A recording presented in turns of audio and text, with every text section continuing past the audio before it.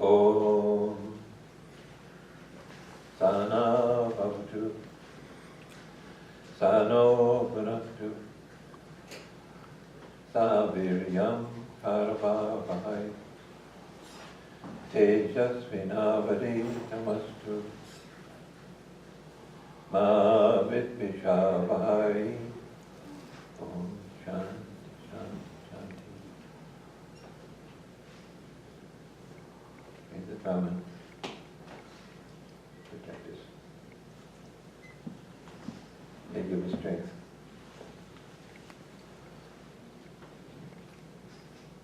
May it be with us in our endeavor today.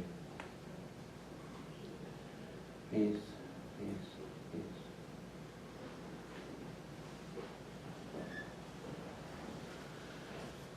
This morning, we're very fortunate. We have Andreas with us today. And he's going to sing something that he's sung before, something with special meaning. Cheers.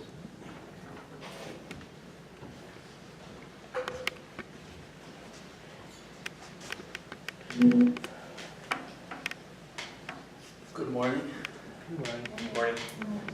I looked at my watch because I didn't know if it's good afternoon or good morning. Brian introduces me so nicely, and that you're fortunate to have me here, but just wait until I'm done playing. I'm going to play for you the unauthorized version of Morning Has Broken. That is it's a wonderful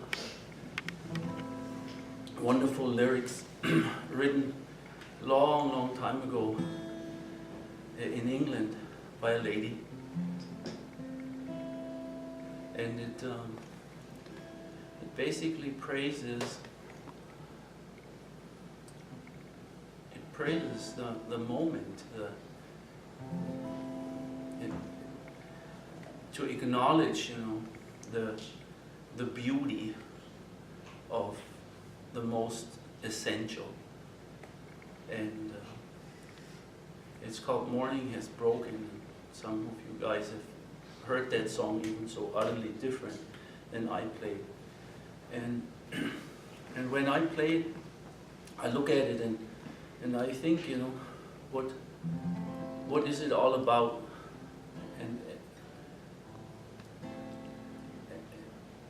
And what comes to mind is how few of us go through the day and look up at night. I mean, here in Sacramento you don't see many stars, or really look around and see the beauty of it all. That's what this song is essentially about.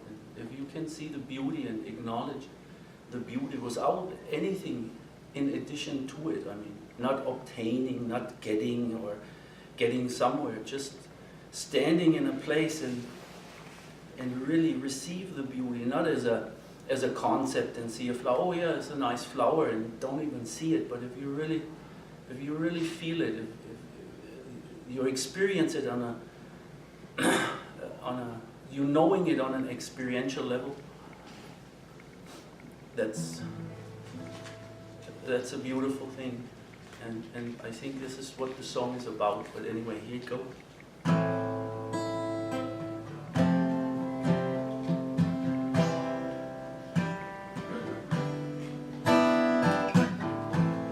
Morning has broken like the first morning. Blackbird has spoken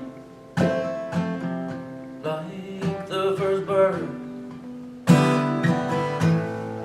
Praise for the singing, praise for the morning, yeah.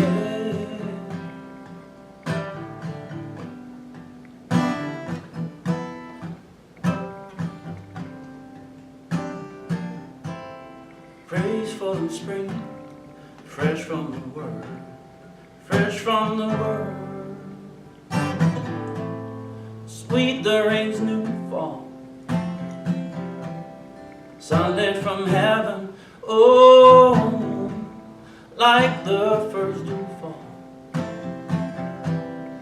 on the first red.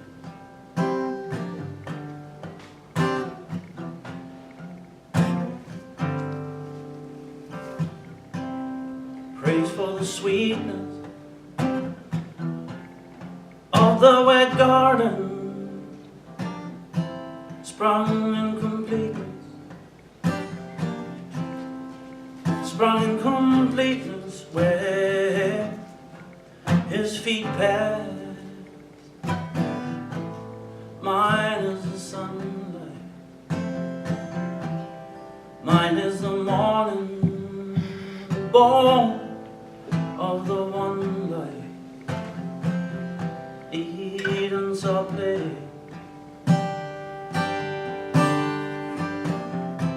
Praise was elation, praise every morning,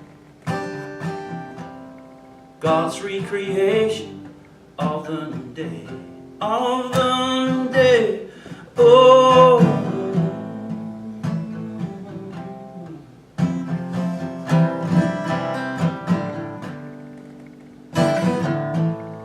Morning is broken, morning is broken, like the first morning. Blackbird has spoken, like the first bird. Praise for the singing, praise for the morning, praise for them springing fresh, fresh from the world.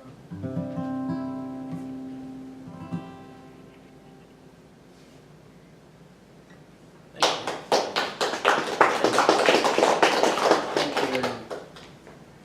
Thank you, Jason. Oh, thank you.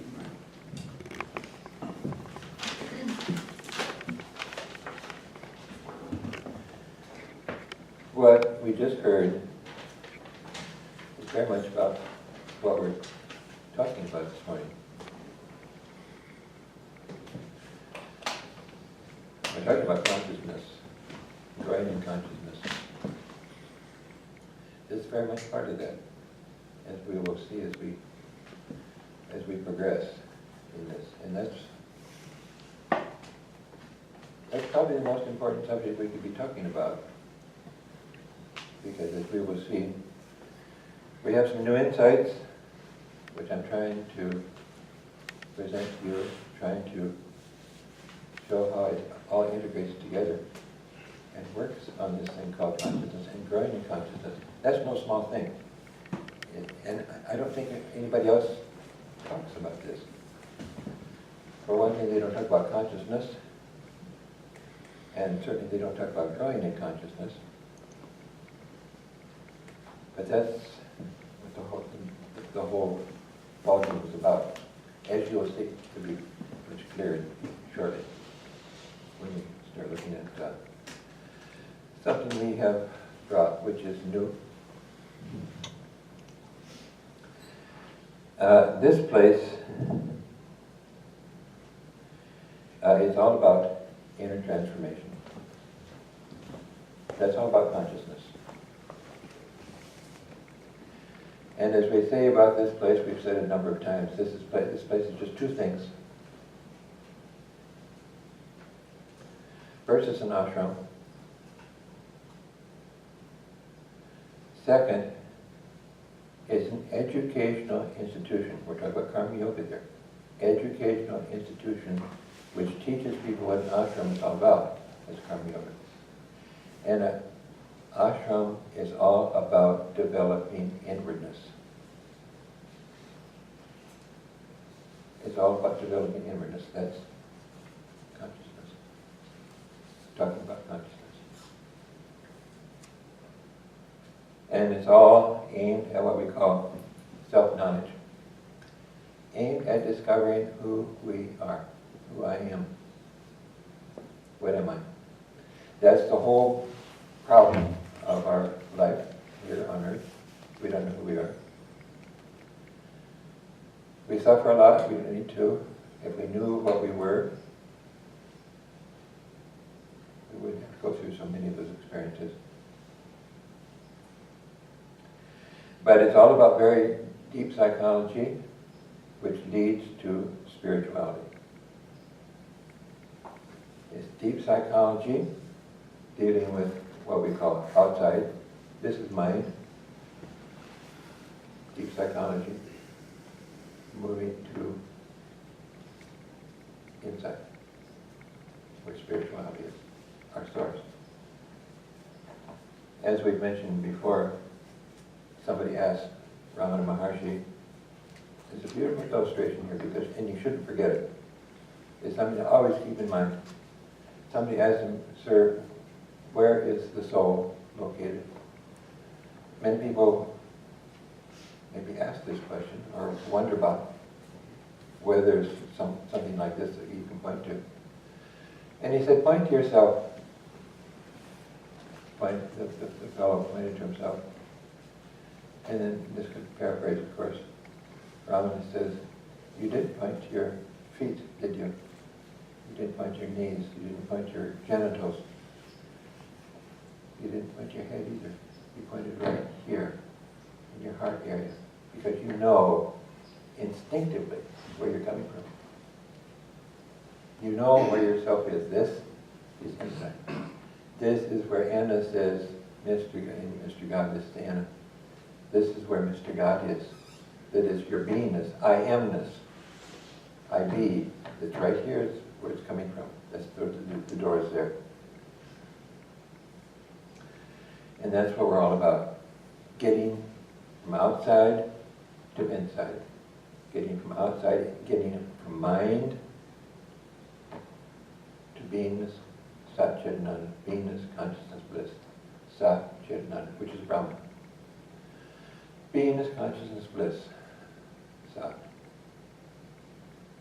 Chit, consciousness, Ananda. Now, a number of years ago, I was in Chicago, our ashram there, and there was a man, famous man, Nobel Prize winner, Chandrasekhar, Subramanian Chandrasekhar.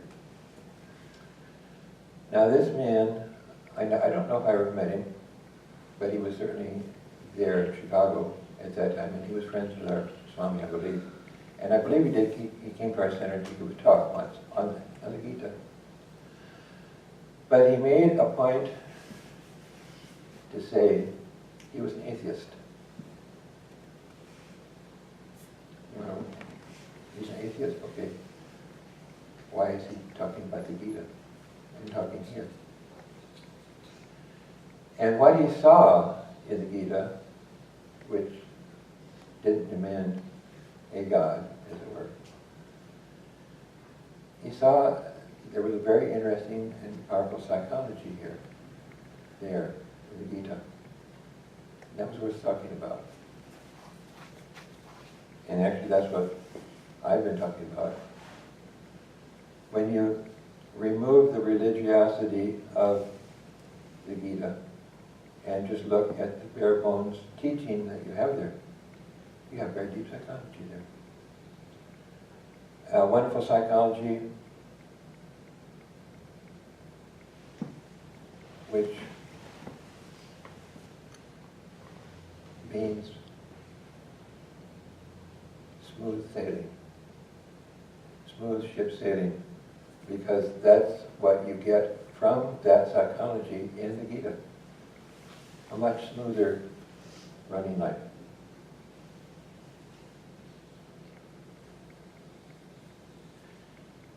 Anyway, a lot of scientists, they have rejected religion, rejected this idea of God. And with Chandrasekhar, what I think he did, and I don't know if this is true, but he's a typical science person, during those days anyway, it's changing now, who had seen so much of the mythology and so much of, you might call it the absurdity, maybe so much of the cruelty, the horrors related to religion. He said this is crazy. He just simply threw it out. The unfortunate thing is that a lot of scientists, my brother included, he wasn't a scientist, but he had thrown it out because he's an educated person. He knows what is happening. It's happening right now. The incredible, mindless massacres happening in the name of religion. But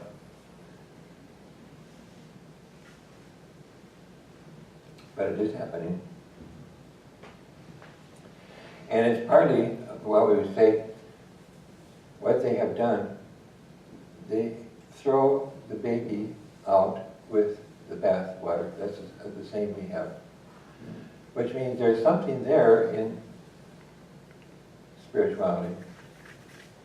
There's a lot that could be easily thrown away. The more educated you are, the more apt you are. But there is something there which is the baby. You throw the dirty water away, but you keep the baby. And this is what they've done. They've thrown the baby out too. So they've kind of cut themselves off from their own source, from their own thing. And this is the situation with the science world and so many people today, because they're well educated, they know what's happening. Sri Aurobindo, he gives us an idea of a few sentences here about the nature of consciousness. And of course, Sri Aurobindo, if you know, is tops in terms of spiritual attainment. He says, consciousness is a fundamental thing, the fundamental thing in existence. It's the energy, the motion, the movement of consciousness that creates the universe and all that is in it. Now this is an eye-opener right away. First sentence. It's a fundamental thing, consciousness is. It's the energy, it's the motion, the movement of consciousness that creates the universe and all that's in it. Not only the macrocosm, but the microcosm is nothing but consciousness arranging itself. For instance, when consciousness in its movement, or rather a certain stress of movement, forgets itself in the action, it becomes an apparently unconscious energy. When it forgets itself in the form and it becomes the electron, the atom, the material object, in reality it is still consciousness that works in the energy and determines the form and the evolution of form.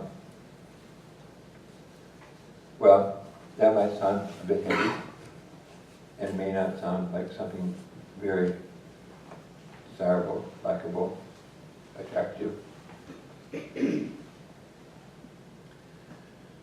The mother who was with Sri Aurobindo, she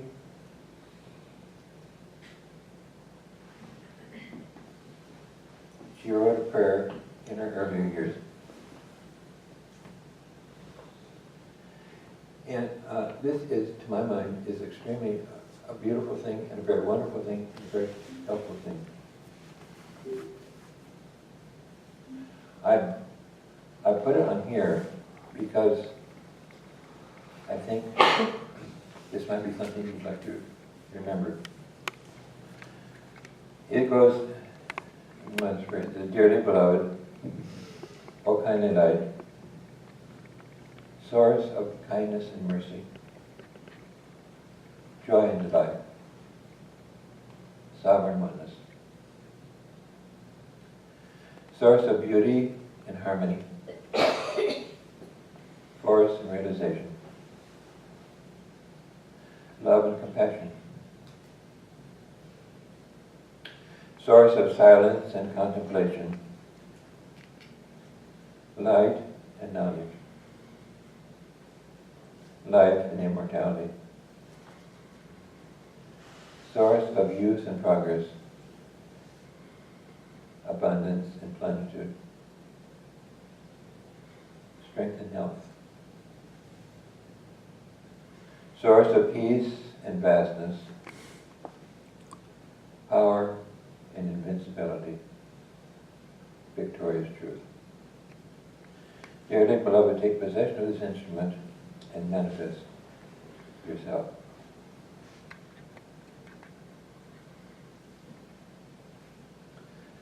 What is consciousness? These are all aspects of consciousness. This is solid. They're all aspects of consciousness.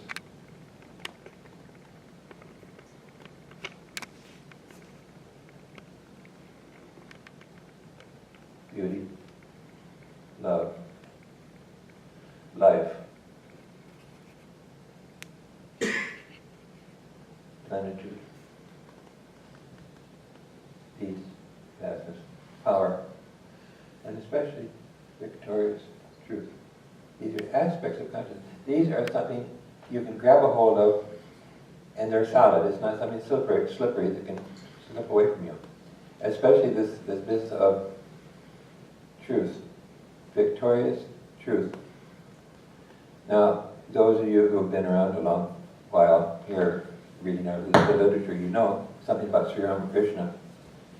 And you know why, or how he was extremely fastidious about this thing called truth. And how painful it was for him, the very idea of telling something that wasn't true, of making a mistake. Why? Because truth is divinity itself. Love is divinity itself. Plenitude is divinity itself. Who knows what plenitude is? Peace, vastness. It's an incredible thing.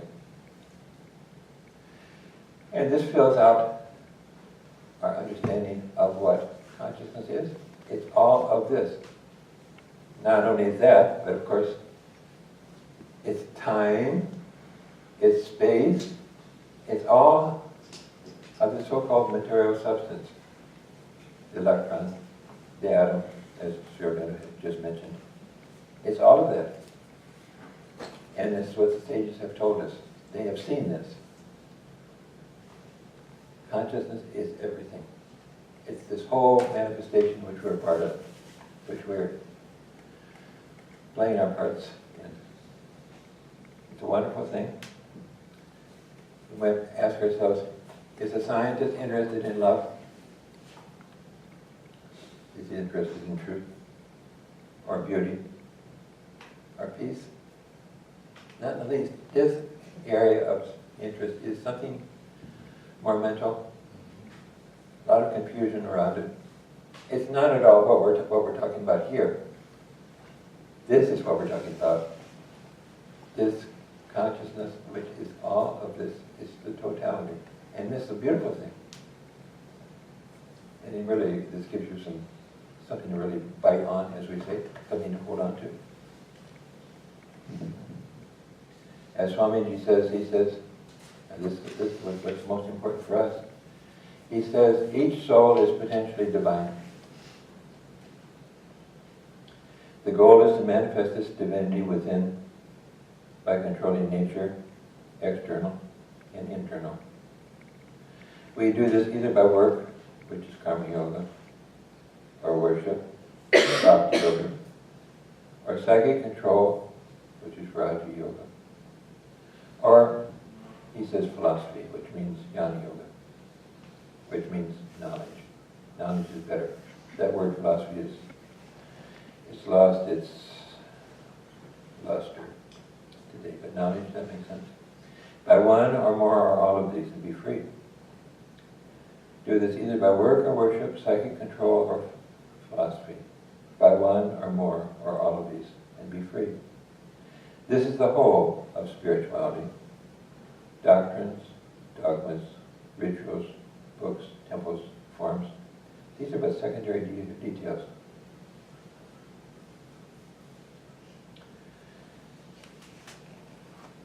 Sri Aurobindo, he says something extremely attractive too. It's a promise, is a word. He said, if mankind only caught a glimpse of what infinite enjoyments, what perfect forces, what luminous reaches of spontaneous knowledge, that what wide calms of our being lie waiting for us in the tracks which our animal evolution has not yet conquered, they would leave everything and they would never rest till they had gained these treasures. If mankind only caught a glimpse, just a glimpse, of what infinite enjoyments, what perfect forces, what luminous reaches of spontaneous knowledge, what wide calms of our being lie waiting for us in the tracks which our animal evolution has not yet conquered, they'd leave everything. They'd never rest till they had gained these treasures. But the way is narrow, doors are hard to force, and fear, distrust, and skepticism are here. Tentacles of nature to forbid the turning away of our feet from more ordinary pastures.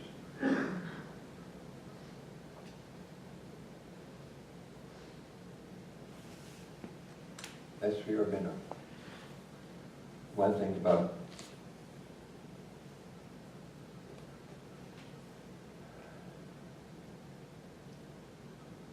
my approach to this is that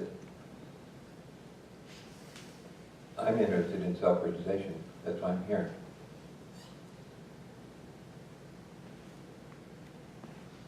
And if we're interested in self-realization,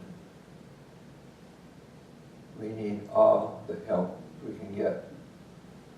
That means from other boxes, other sources. If I can find help here, that's great, I'm going to take it. If there's help here, so many different perspectives, a lot of different kinds of advice or direction. We need that. We need whatever we can get if we want self-realization. Now, that gives us a lot of new material and new insights, which are extremely helpful, which is what I'm trying to bring forth today in a more clear way.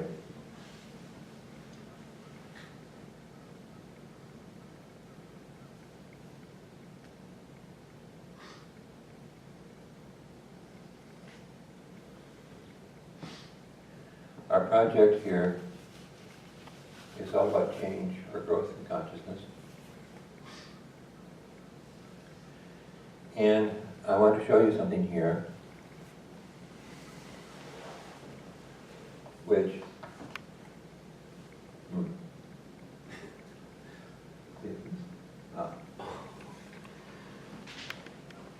which is extremely wonderful, in my mind, tremendously, incredible insight. Actually, there's many insights here, half a dozen insights, insights we've never had before, which do not contradict anything we've heard before, but which expand it tremendously.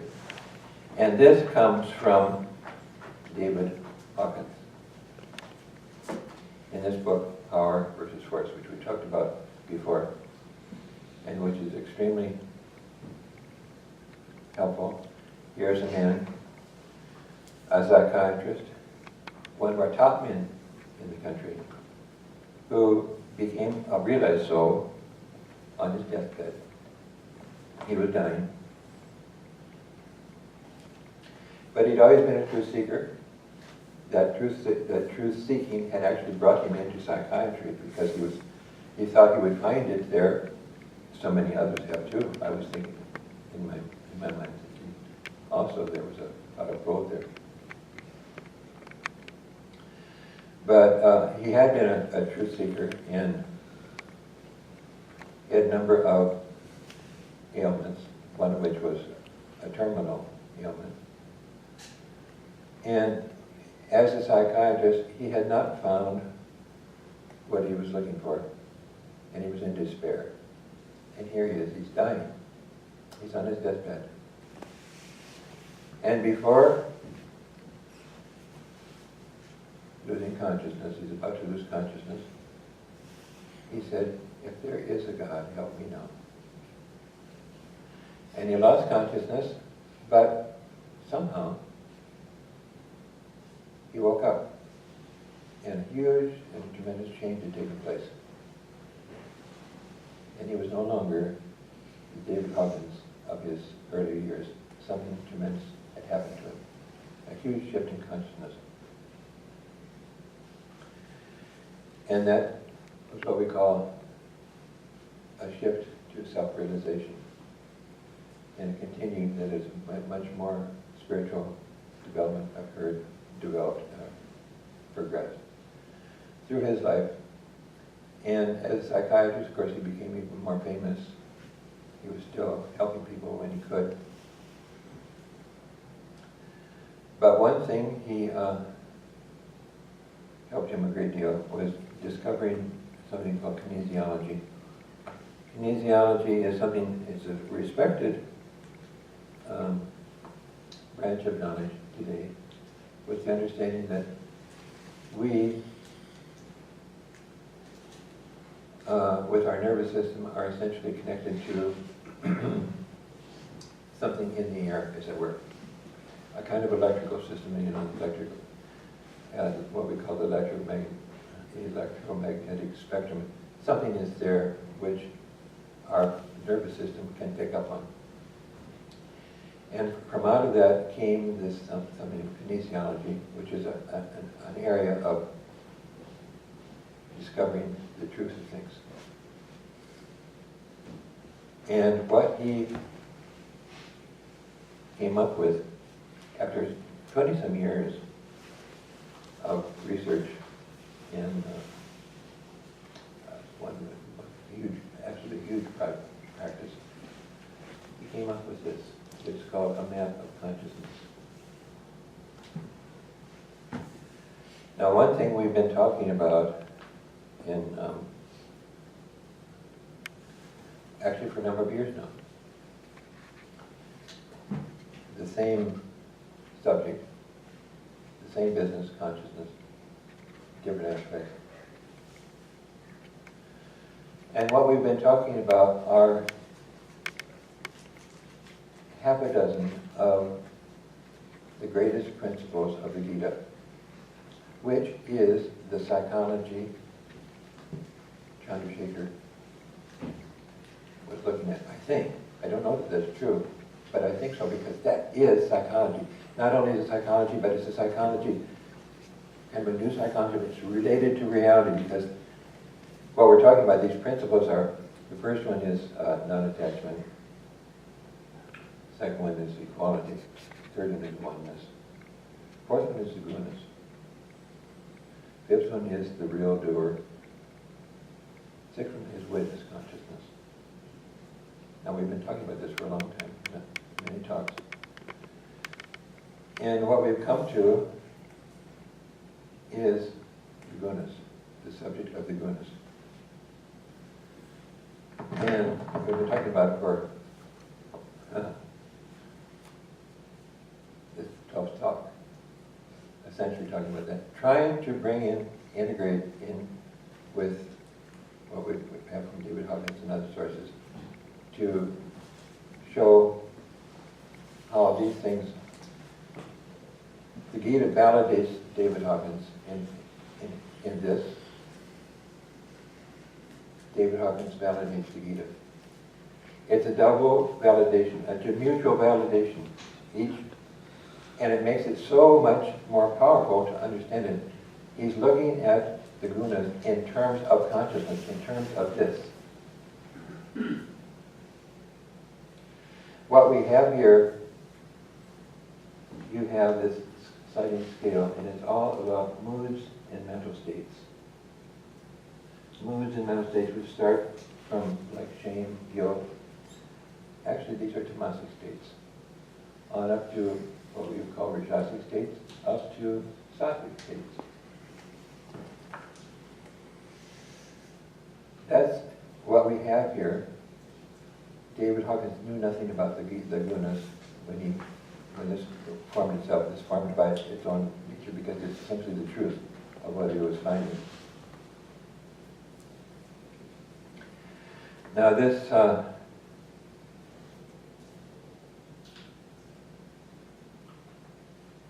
this subject of the gunas is something that maybe you don't know much about what it's about, but of course when we're talking about moods and mental states, we're talking about the heart of it. We're talking about the most relevant side of it. Now some years ago, Swami, his name was Swami Bhashananda, he was asked by one of his, he was a great soul, asked by one of the guys, Jerry Coates, he said, Swami, what is the greatest discovery of the Vedas? And without batting an eye, Swami said, the gunas.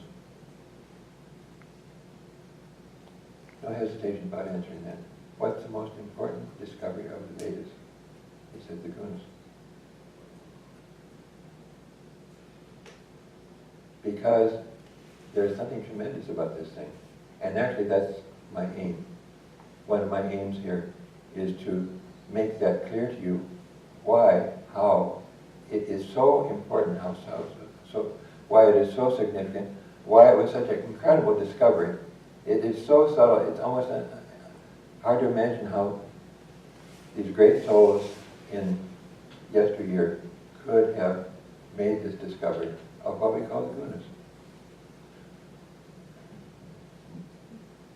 So that's something, and what we have, what is most relevant to ourselves is when we're talking about the gunas, this is what we're talking about. We're talking, especially in moods and mental states, we're talking about our psychology. Now, in a nutshell, as we say that we're talking about moods and mental states, I can point to it here. When this was brought up to David Hawkins about the fact that all of this is all about moods and mental states, he calibrated it with kinesiology, and he saw that generally from 200, which is very, very incredible number, incredible discovery of a number like this, from there down here, this is the tamasic level of consciousness. Tamasic, that means very, very low, a low consciousness level. From 200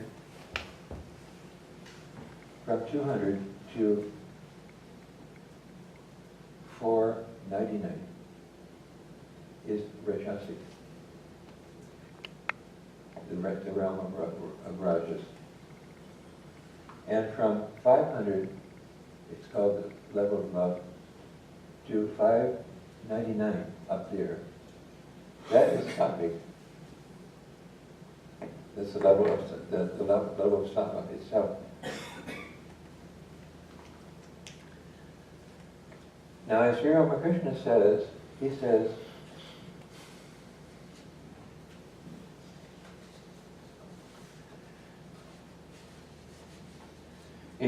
and this is in the Gospel, he says, God can be realized when a man acquires sattva. Man can be realized and get self-realization when he acquires sattva, which is to say, we have to reach that state, that level, if we want to get self-realization. That is, we need to actually go beyond that.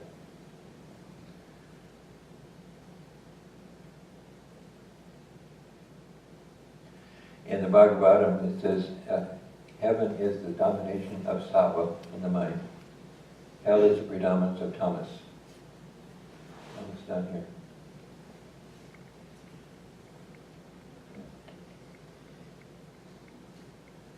So what we see here, these are levels of consciousness, and they're also levels of energy. So wherever we are on this, our level of energy has to move up the scale to 500, the level of love, in order to be sattvic. This is what the Gita is after. The Gita is pointing this out again and again. The fact that we have these levels of consciousness. It's not talking about levels of consciousness, but that's what we have here. It makes it very clear. That's what we're talking about, and that's the whole business we're about here. That's what our life is all about. Growing in consciousness, from lower consciousness to higher consciousness to higher consciousness. Going into sattva and then beyond. And the Gita is telling us how to go beyond the sattvic level also. So it's a new psychology, and it's aimed at, it's based in reality, and it's aimed at eliminating ignorance. And ignorance is the very nature of the ego. So it's very concerned about eliminating or changing the ego. That's part of what we're looking at. That's part of what the new psychology is all about. To reach spirit itself. So that is above 600.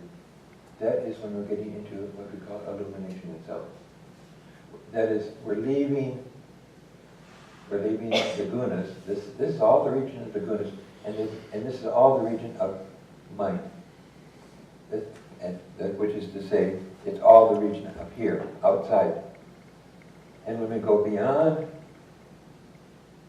mind, 600 and beyond, we've come here. We've moved from outside to inside, where the heart is. Or I should say, where the door to the heart is. Where we're moving into pure consciousness itself. The higher ranges of consciousness. We're moving from mind to consciousness. Mind to spirit.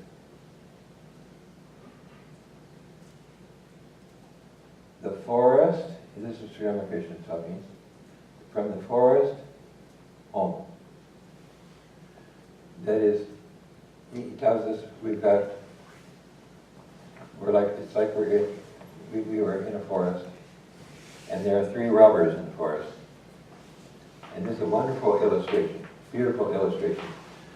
There's a traveler, ourselves, walking through the forest, and that traveler is beset, captured by these 3 robbers. And the robbers, first they want to bind him up, and one of them wants to kill him. Another one says, no, let's just bind him up and leave him. And then there's a third one. And the robbers, they leave this person all bound up. And at a later time, for whatever reason, the third robber comes back, and he unties this person, and he takes him to the beginning of the forest, the edge of the forest. He says, there's your home. Your home is over there. You can go now. And the man says, oh, you come too, you helped me so much. And the man says, no. If they caught me, they would know that I'm a robber, and they would punish me. And as Sri Ramakrishna says, Thomas wants to kill, and Rajas wants to bind you up. Sattva wants to free you. But they're all robbers, and they're not your friends. And what we want is to get out of this forest, to get home, to get to self-realization, beyond 600, to pure consciousness. And that's the whole aim of what's going on. And of course, what is taking place is, right now, we are being beset by these gunas. It's an everyday actions taking place. Something is trying to kill us, something is always binding us with all kinds of desires and attachments, likes and dislikes. That's rajas.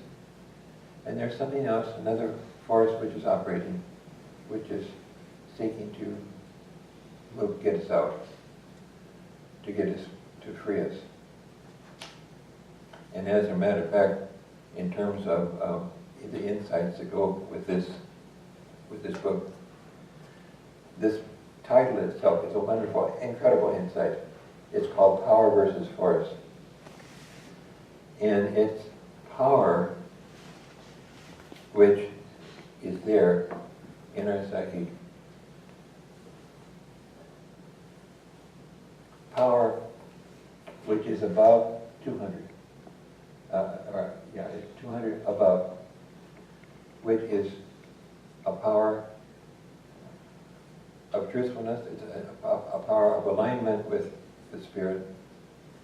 It's what we want. It's what brings us to a place like this if we're seeking our self-knowledge. And force is all this below 200. Force means especially self-interest, selfishness, a life of survival. Lower forces, very egotistical, much ego. In fact, from 200 down is full of strife. And it's a huge psychology which is here. And most people, actually, as the kinesiology says, in this United States, it's just like 50%, actually it's 48% of the population in this country is below 200. That is, they're dominated by this force, these lower aspects of consciousness, selfishness, greed, competition, all these lower things, ignobility, very self-oriented, ego-oriented. Whereas going above that, you're gaining power area is where we're being motivated by nobility, selflessness. See, the huge thing about this thing, you see there's this verses. Force is generally the area of falsehood. Above 200 is power, and it's all. The people who are above 200 are people who are aligned with truthfulness. This is one of the incredible things that an insight he's found here, because above 200 is the area of alignment with truth. That is, people who venerate truthfulness, who venerate speaking the truth. The people below 200, indifferent to truthfulness, tell an easy lie. You see a lot of politicians who could care less about the truth, who tell a lie so easily. But almost 50% of the people in this country, that way, casual about truthfulness, could care less, say anything just to please people. Anyway, but that's the nature of things, and that's when the discovery is that is a point, an actual point in the level of our consciousness where you see the dividing line like a teeter-totter. Below 200, indifference to truth, and so much distortion, especially down here, as we're moving down, incredible distortion. The tamasic states are very, very distorted. As we move up the scale, less and less distortion, more and more clarity. Until at one stage we reach this, what we call the stage of reason at 400. And there's quite a bit of clarity there, considerable, and that's the area of science. Many of our great scientists, if not just about all of them, their consciousness level is there between 400 and 500, which is a wonderful thing to discover, and there's a great deal of clarity with that. But one of the most fascinating things here now is what we're talking about, sattva. When we reach 500 and up to 599, that is a state Well, it's the level of love.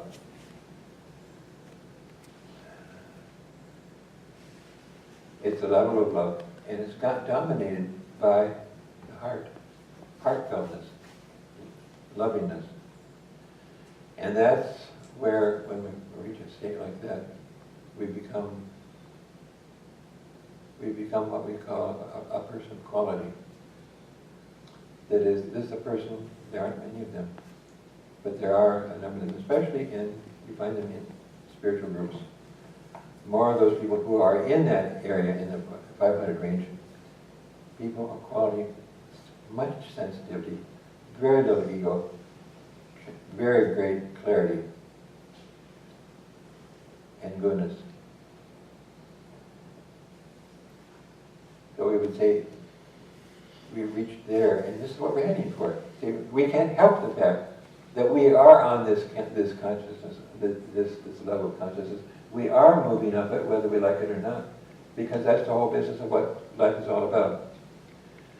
And as the Swami I lived with, he once said, he says, you know, the funny thing is, a strange thing, he says, a person changes very little in one life.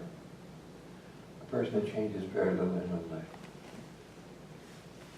Now, I don't know if that came from, that was his experience or his teacher had seen that and conveyed it to him. He saw that it was true.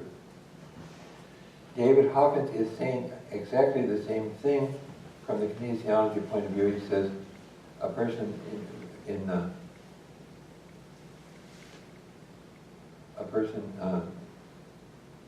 raises no more than 5 points on the scale of 1 to 1,000 in one life. 5 points. If that person is not perhaps down there below 200 and totally indifferent to truthfulness. Because perhaps that person, rather than he evolves, he involves.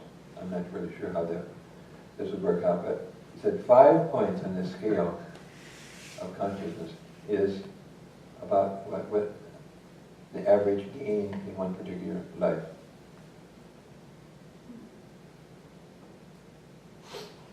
And that's not much. But if we know what this life is all about, when we know this, see, we've got the whole life, the whole human spectrum, the whole human range of consciousness is right here.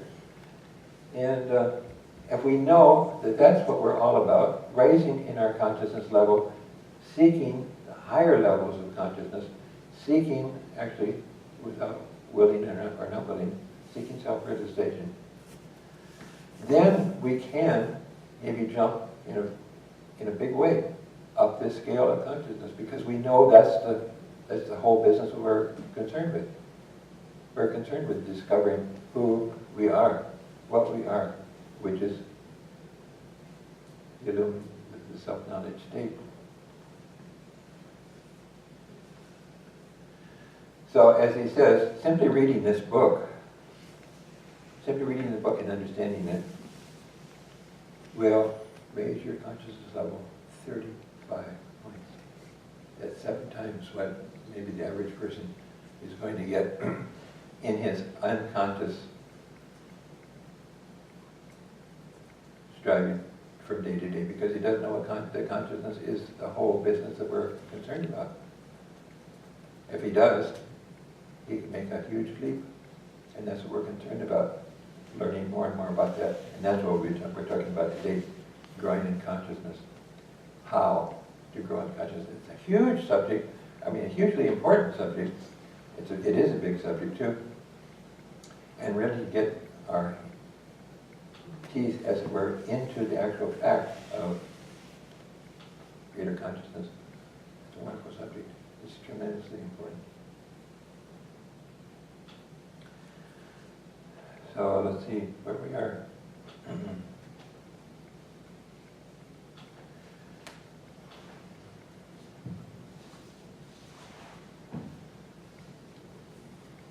We heard that these gunas, they're robbers, and they're not our friends, because they're seeking to keep us here.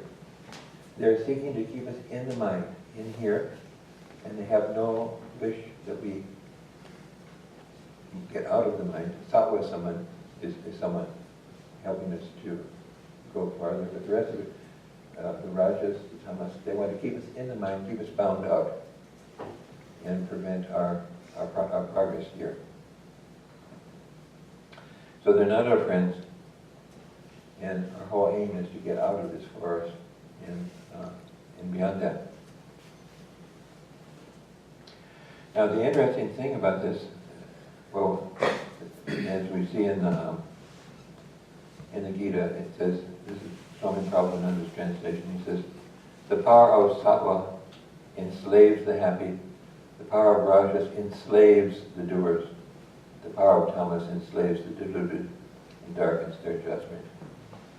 Enslaves the deluded and darkens their judgment. That's what we're talking about, involution as opposed to evolution.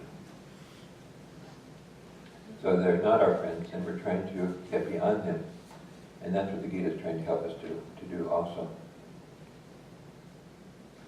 But we should be very interested in this psychology, because if that's true, we want to know about it. And it's the same thing that Krishna, at the end of the Gita, is telling Arjuna. He says, you have to fight. If you disregard me, you're going to be in big trouble. That is, your very nature is going to force you to fight.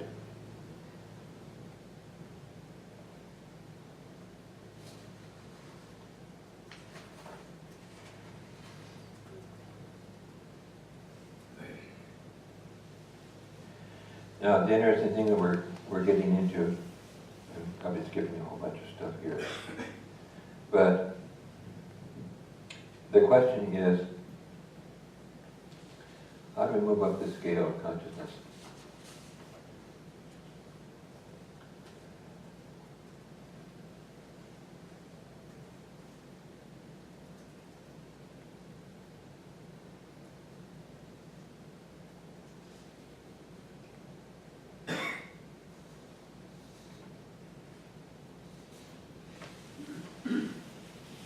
I've got a lot of pages here.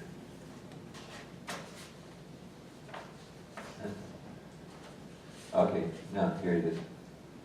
He says, one important insight here is that we reside on this map of consciousness, which at a particular level we reside. We have a place on this level of consciousness. It's set, as it were. And it was fixed at birth. This comes from kinesiology. And it moves very little throughout one's life, ordinarily. As kinesiology says, 5 points, or as Swami Bhaskara says, a person evolves very little in one life. It changes very little. And it's where we are and where we're coming from. We evolve from this point as a central part of our spiritual journey. One thing that we discover about this evolution is that there are hidden determinants of human behavior. Now this is an incredible insight in itself. Power versus force, the hidden determinants of human behavior. This is something we want to know about, because anything that's a hidden determinant, we want to know about it, because we are at its mercy, as it were, and we are. And that's the whole thing with Arjuna, and with the warning from Krishna.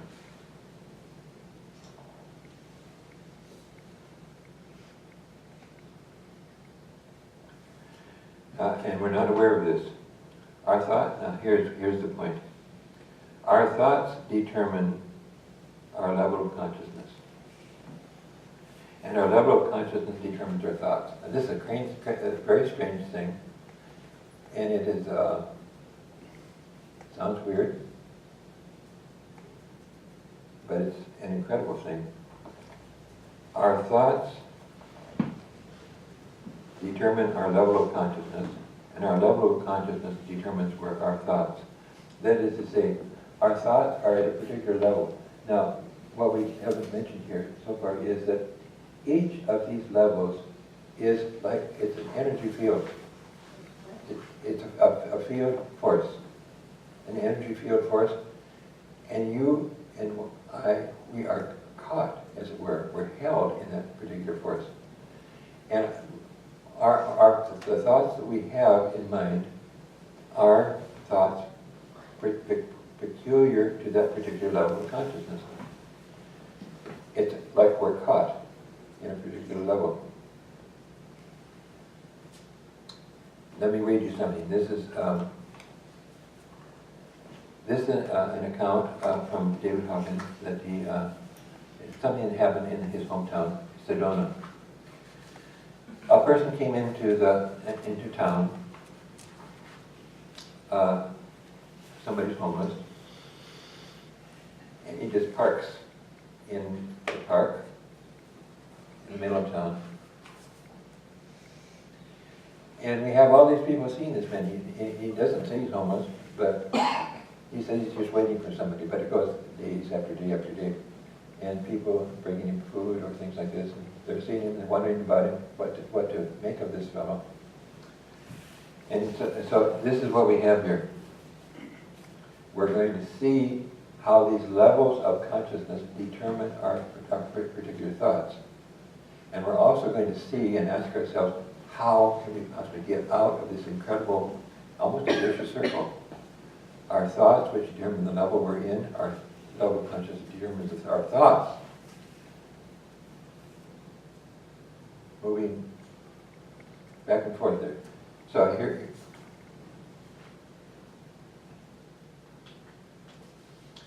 let's attempt to better understanding all of this through a concrete example. Imagine a bum, that's an old man, 75 years old, on a street corner. In an upscale neighborhood, he stands an old man in tattered clothes, alone, and leaning against the corner of an elegant brownstone. Look at him from the perspective of various levels of consciousness. Okay, look at him from various levels of consciousness, because each of these levels of consciousness has its own particular way of thinking, its own particular thoughts. Because each of them has a particular kind of ego, a particular idea of what the world is like, what our relationship is to that world, to outside. Look at him from the perspective of various thoughts of consciousness and note the inconsistency in how he appears to different people and viewpoints. People's perspective of seeing the same person they're seeing something entirely different, which is so different from other people and what they see. He says, from the bottom of the scale, at the level of shame, now that's very low, Thomas, down there at the bottom of it, level 20. The bum is seen to be dirty, disgusting, disgraceful. From level Yod, he's seen differently. He'd be blamed for his condition. He deserves what he gets. He's probably a lazy welfare cheat. At the level of 50, that's hopelessness. His plight would appear desperate, a damning piece of evidence to prove that society can't do anything for homelessness. At level 75, that's grief. The old man looks tragic, friendless, and forlorn. At a consciousness level of 100, which is fear, we might see the bum as threatening, a social menace. Perhaps we should call the police before it commits some crime. At the level of desire, 125, he might represent a frustrating problem. Why doesn't somebody do something? At the level of anger, 150, the old man might look like he could be violent. Or on the other hand, one could be furious that such horrible conditions exist in our country today. At 175, pride, he could be seen as an embarrassment, or as lacking the self-respect to better himself. At 200, courage, we might be motivated to wonder if there is a local homeless shelter. All he needs is a job, a place to live. Now remember, 200 is a dividing line from where you call the dark side of life, below 200. And then above that is the light side, the positive side, the alignment with truthfulness. Much clearer vision, clear-sightedness. At level 200 first, we might be motivated to wonder if there is a local homeless shelter. All he needs is a job and a place to live. At 250, neutrality, the bum looks okay, maybe even interesting. Live and let live, quote unquote, we might say. After all, he's not hurting anybody. At 310, willingness, we might decide to go down and see what we can do for it, to cheer him up. Maybe we'd be motivated to volunteer some time at the local shelter. At 350, acceptance, the man on the corner appears intriguing. He probably has an interesting story to tell. He is where he is for reasons we may never understand. At 400, reason, he's a symptom of the current economic and social malaise, or perhaps a good subject for in-depth psychological study.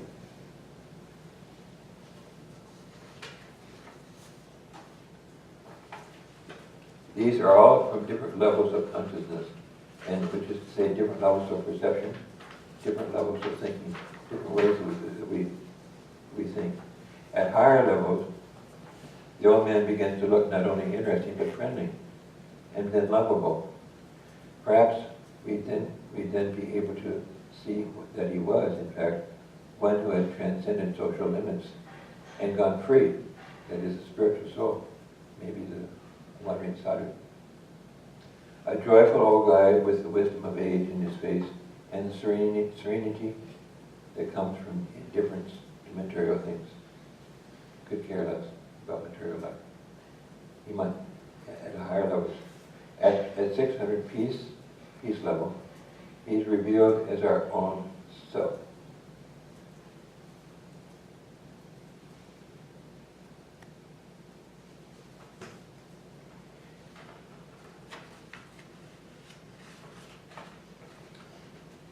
At level 600 peace, we're getting into realization and seeing that person as our own self. A temporary expression. That is one of the most fascinating things we're discovering here about power versus force. It's showing us something we wouldn't have expected.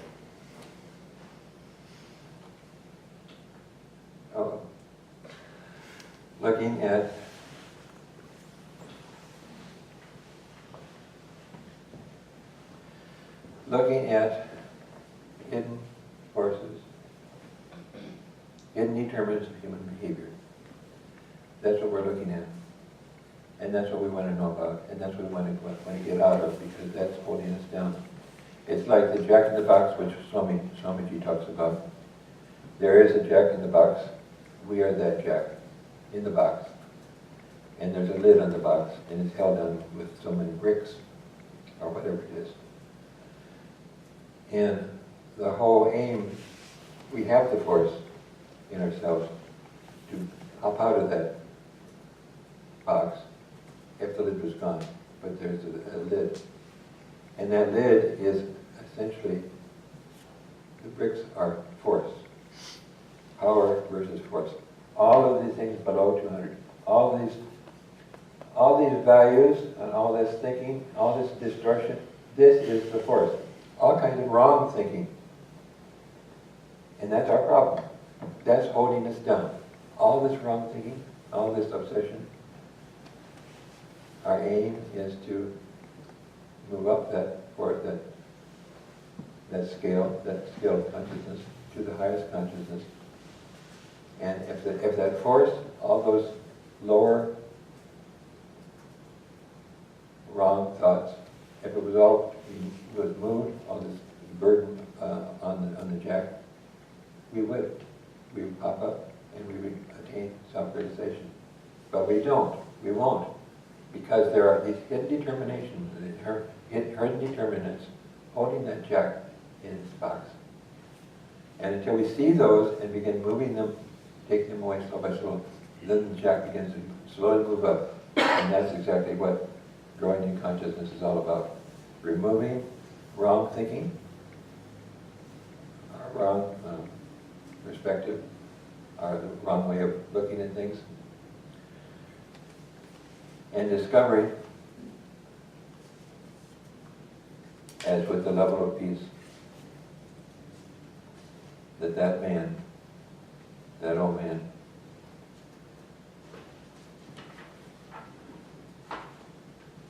at peace, he's revealed as our own self.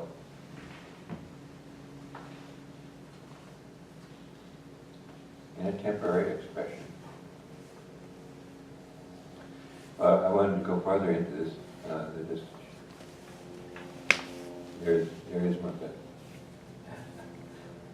We're running out of time, as usual. And maybe this will be enough for today. Anyway, at least we're getting the main point across. The very fact we're caught, and there's a way out. And especially the way out is to get rid of force, and especially to cultivate these 6 work-force principles, these 6 what we call life-changing principles. We cultivate them, we bring in new thoughts, you bring the new thoughts in, and that automatically starts bringing your level of consciousness up. Simply by bringing in new thoughts. You think new thoughts, your consciousness level changes. And it will change by bringing in these great life-changing principles of the Gita. The Gita is helping us to do that. That's the psychology. It's a great thing, tremendous thing. It's a wonderful thing, and most people just, they don't know. They're oblivious to what's going on. We're getting it through, especially with the help of David Hawkins, putting it all in terms of consciousness, putting our lives in terms of consciousness. It's extremely helpful. Shiva Shiva.